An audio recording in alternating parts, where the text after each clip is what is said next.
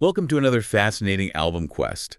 Today, we're looking into a really cool challenge from a blogger, Greensterox. Yeah.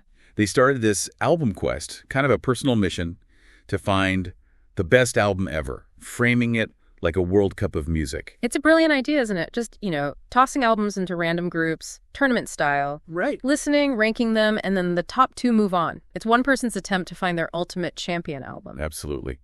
And our source today looks at episode 17 of this quest, the title, ZZ Top Eliminate the Competition. Ooh, intriguing. So we're going to unpack Group 17's albums and see how this musical fight played out.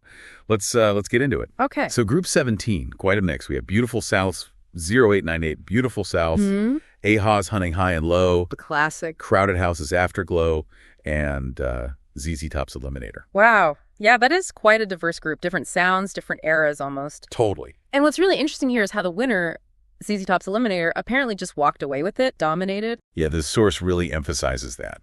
And Greensterox's point was, if you manage to look past the huge beards, the videos, the car. The whole image, yeah. Exactly. What's left is just some really, really solid bluesy rock.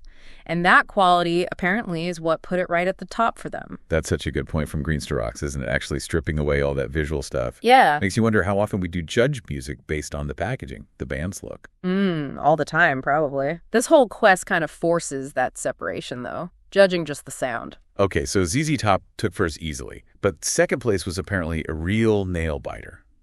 Beautiful South, 0898, Beautiful South, just squeaked through. Yeah, just shaded second place is how the source put it. So what gave it the edge? Well, according to Greensterox, it was this mix of kind of weird lyrics, but with really strong piano melodies. Oh, okay. And fantastic vocals. They mentioned hits like Old Red Eyes Is Back and Bell Bottom Tear. Seems like that unique combination really clicked. So maybe not the most obvious choice for some, but it resonated personally in this ranking. Exactly. Personal connection versus maybe universal acclaim. Interesting.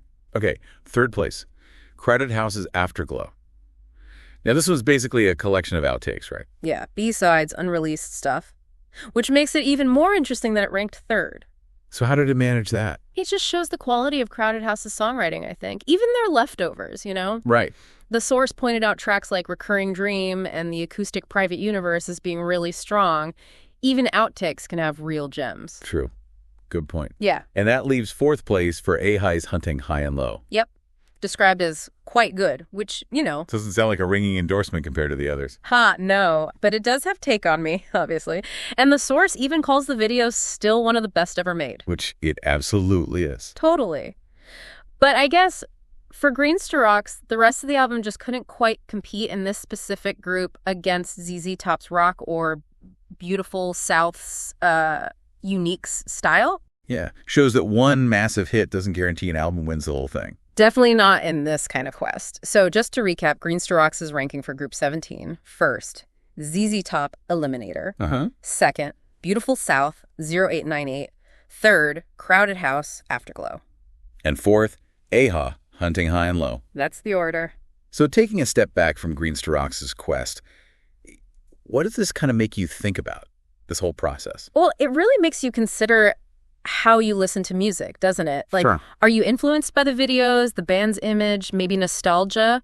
Or are you trying to just hear the music itself? It's hard to separate sometimes. It is. And if you were doing your own album quest, what criteria would you use? Would it be pure sound, songwriting, innovation, something totally different? What would your personal World Cup of music look like?